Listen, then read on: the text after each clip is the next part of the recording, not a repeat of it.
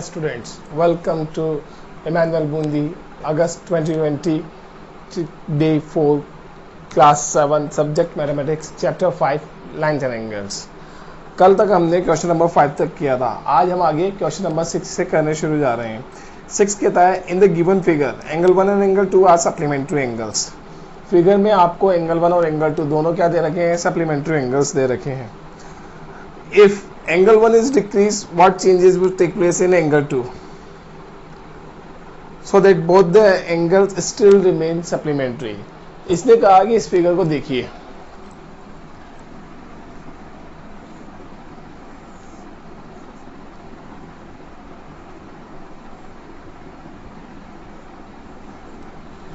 ये दोनों हैं.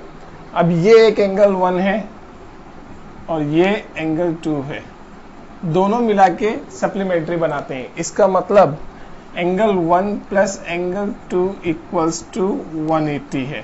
ठीक है, सप्लीमेंट्री का मतलब यही होता है. अब आगे कह रहा है कि अगर मैं एंगल 1 को बढ़ा हूं तो एंगल 2 में क्या चेंजेस आएंगे कि वो वापस क्या रह जाए? 180 रह जाए. तो नॉर्मल सी बात है बेटा, जब दो चीजें को हम ऐड करते हैं और ऐड करके एक फाइनाइट रिजल्ट आता है, अब हम उस रिजल्ट को नहीं चेंज करना चाहते, बस इन चीज़ों को इंटरचेंज करना चाहते हैं. जैसे कि मान लो कि ये दो एंगल, एक 60 और एक 120 है. एंगल 1 120, एंगल 2 60, ऐड किया 180 आया. अब मैं एंगल 1 को और बढ़ा रहा हूँ, 120 जगह 140 कर रहा हूँ, तो एंगल 2 क्या हो रहा है? और कम हो रहा है. डेफिनेटली होगा, क्योंकि 140 होते ही एंगल 2 कितना रह जाएगा? 40 रह जाएगा. तो जहां पहले एंगल 1 120 था वो 140 हो गया, बढ़ गया. तो ये होगा कि अगर एंगल 1 बढ़ेगा तो एंगल 2 घटेगा, या फिर एंगल 2 बढ़ेगा तो एंगल 1 घटेगा. क्यों? क्योंकि उनका सम को क्या रखना है? कांस्टेंट रखना है, सेम रखना है. तो अब हम इसमें लिखेंगे इफ एंगल 1 डिक्रीज, अगर एंगल 1 कम होता है तो एंगल 2 बढ़ेगा. If angle 1 decrease,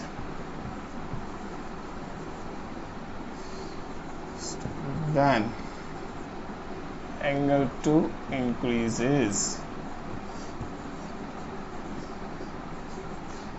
So as the sum would remain 180. क्यों? क्योंकि उनका सम कितना रहना जरूरी है? 180 रहना कंपल्सरी है. आई बात समझ में? नेक्स्ट अगला क्वेश्चन है हमारा क्वेश्चन नंबर 7. इसमें भी सिर्फ कंसेप्चुअल बात हो रही है. इस एक्सरसाइज में मैक्सिमम क्वेश्चन आपको कंसेप्चुअल्स मिलेंगे. ठीक है, कंसेप्ट बनाएंगे अपनी. कहता है कि can two angles be supplementary. अगर दो एंगल को, क्या दो एंगल सप्लीमेंट्री हो सकते हैं? क्या? डेफिनेटली हो सकते हैं, अगर उनका सम 180 है तो. अब उसने कंडीशन दे दी if both of them are acute. अगर वो दोनों एंगल एक्यूट हुए तो एक्यूट एंगल की डेफिनेशन पे चलते हैं. एक्यूट एंगल 0 से बड़ा होता है, 90 से छोटा.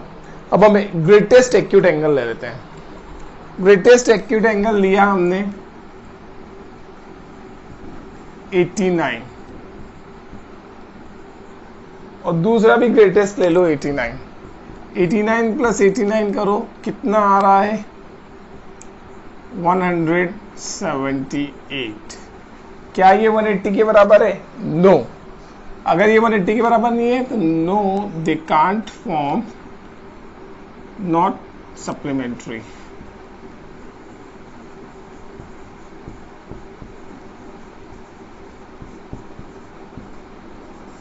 दो एक्यूट एंगल मिलके भी सप्लीमेंट्री नहीं बना सकते. ये तो मैंने एग्जाम्पल से समझाया. सिमिलरली ऑब्ट्यूज के लिए ले लो. ऑब्ट्यूज एंगल की डेफिनेशन में हमें पता है कि दो ऑब्ट्यूज एंगल्स कहां से कहां तक होते हैं? 90 से बड़े और 180 से छोटे. अब 90 से बड़े तो कहां से होते हैं? 91 से, और 180 से छोटे यानी 179.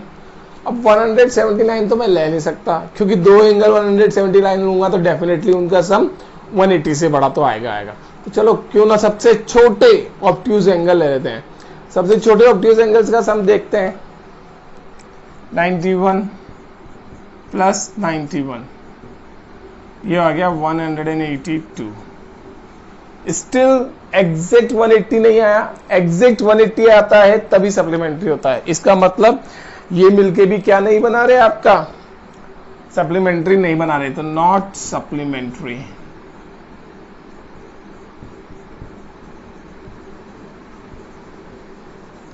सी देखो, दो राइट एंगल पूछ रहा है। राइट एंगल कितना होता है 90, 90 प्लस 90 180।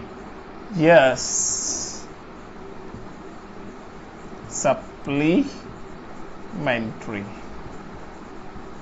तो ये कंसेप्ट हमारी यहां से क्लियर हुई कि भैया दो एक्यूट एंगल मिलके कभी भी सप्लीमेंट्री नहीं बनाएंगे, दो ऑब्ट्यूज एंगल मिलके भी सप्लीमेंट्री नहीं बनाएंगे, और दो राइट एंगल मिलके बना सकते हैं। इसका मतलब क्या हुआ? इसका मतलब ये हुआ कि एक एक्यूट और एक ऑब्ट्यूज होना चाहिए, जब जाके आपका एक सप्लीमेंट्री एंगल तैयार होगा। दोनों एक्यूट हुए तो सप्लीमेंट्री नहीं होगा, दोनों ऑब्ट्यूज हुए तो सप्लीमेंट्री नहीं होगा। मस्ट कंडीशन है एक एक्यूट और एक ऑब्ट्यूज, और अगर दोनों ही राइट है तो डेफिनेटली वो क्या बनाएंगे, सप्लीमेंट्री एंगल्स बनाएंगे। नाउ क्वेश्चन नंबर 7 हमारा क्वेश्चन नंबर 6 के जैसा ही है, सेम टू सेम।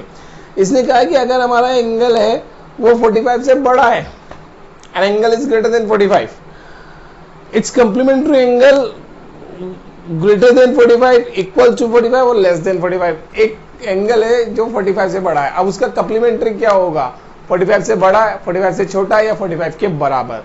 तो कोई नहीं, आप 45 से बड़ा 46 ले लो, ठीक है। Let's take it 8। एंगल हमने लिया 46। अब इसका कॉम्प्लीमेंट निकालते हैं। सी 90 minus angle, that is 90 minus 46, कितना आया 44 सॉरी। तो देखो ये 44 क्या है, 45 से बड़ा है, 45 के बराबर है, या 45 से छोटा है।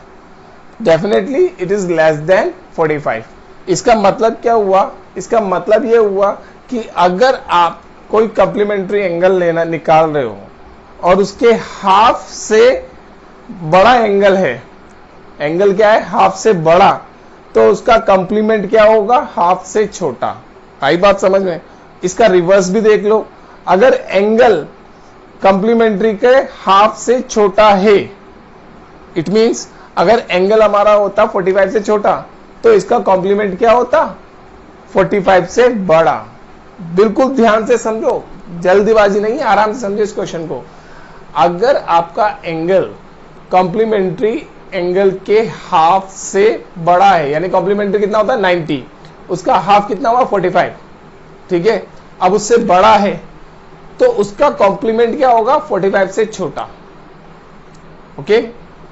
और अगर वो एंगल आपका कॉम्प्लीमेंट्री से छोटा है, कॉम्प्लीमेंट्री के हाफ से छोटा है, तो जो उसका कॉम्प्लीमेंट होगा वो 45 से बड़ा होगा। नॉर्मल सी बात है, इसको ऐसे समझो, एक गिवन वैल्यू है 10 का हाफ क्या होता है 5। अब दो नंबर्स का सम 10 है, अब उनमें से एक नंबर 5 से बड़ा हुआ तो दूसरा नंबर डेफिनेटली 5 से छोटा ही होगा, यस और नो, यस ना। और अगर कोई नंबर 5 से छोटा है तो दूसरा नंबर 5 से बड़ा होगा, तब जाके तो उसका सम 10 आएगा। अगर दोनों ही नंबर 5 से कम हो गए तो उनका सम 10 नहीं आएगा, और अगर दोनों ही नंबर 5 से ज्यादा हो गए तो भी उनका सम 10 नहीं आएगा। आई बात समझ में? तो ये चीज है क्वेश्चन नंबर 8 में समझाइए, ओके ना। क्वेश्चन नंबर 9, इसमें आपको एक फिगर देखनी है। फिगर है कि इन द एडजॉइनिंग फिगर आपको कुछ क्वेश्चंस के आंसर्स देने हैं इसमें। क्वेश्चन नंबर 9 देखिए, इसमें आपकी फिगर ऐसी बनी हुई है। अब इस फिगर में इसने पूछा है कि एंगल 1 एडजेसेंट है क्या एंगल 2 के। सबसे पहले आपको एंगल 1 और एंगल 2 देखो। एंगल 1 है AOC और एंगल 2 है COE। Angle 1 AOC, angle 2 COE। इन दोनों को देखो, दोनों में कॉमन वर्टेक्स तो आ गई आपकी ओ, यस डेफिनेटली।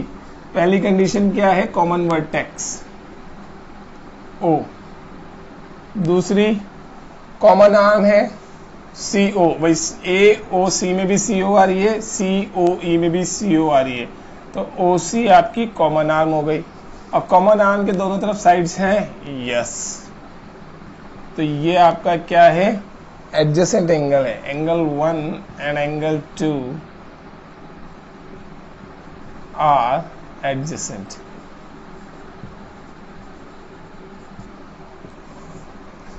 इसका second AOC and AOE adjacent है क्या, AOC एंड AOE, देखो भाई angle AOC and angle AOE दोनों में कॉमन वर्टेक्स O है,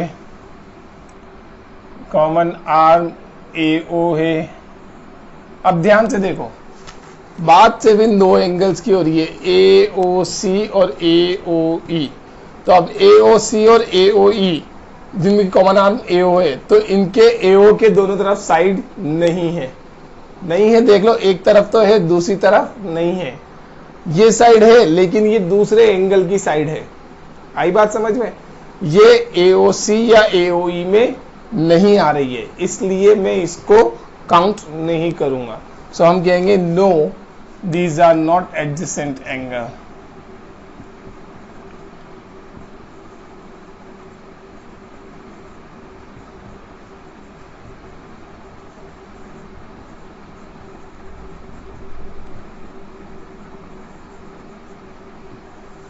नेक्स्ट थर्ड, COE और EOD लीनियर पेयर बना रहे हैं क्या, COE देखो जरा, कुछ कुछ ऐसा दिख रहा है क्या आपको, COE यस, एक स्ट्रेट लाइन बना रहे हैं, ये तो बना रहे डेफिनेटली, जिसमें CD एक क्या है, एक स्ट्रेट लाइन है जिसमें CO और OD अपोजिट रेज हैं, yes, because COC and OD are opposite rays, or we can say or CD is a straight line। CD क्या है, एक स्ट्रेट लाइन है, इसलिए ये सप्लीमेंट्री बना रहे हैं। फोर्थ, BOD और DOA सप्लीमेंट्री है, BOD DOA, yes, again same reason. देखो ये फिगर है आपकी,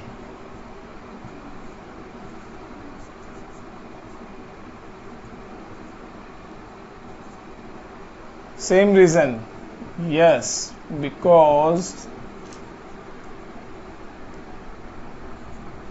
OA and OB are opposite rays and or AB is straight line। आई बात समझ में। नेक्स्ट इसने पूछा है, is angle 1 vertical opposite to angle 4, क्या एंगल 1 एंगल 4 के वर्टिकल अपोजिट है, यस, एंगल 1 एंगल 4 के वर्टिकल अपोजिट है, क्योंकि एंगल 1 जो लाइन से बन रहा है वो AB और CD से, तो 1 और 4 वर्टिकल अपोजिट है, यस।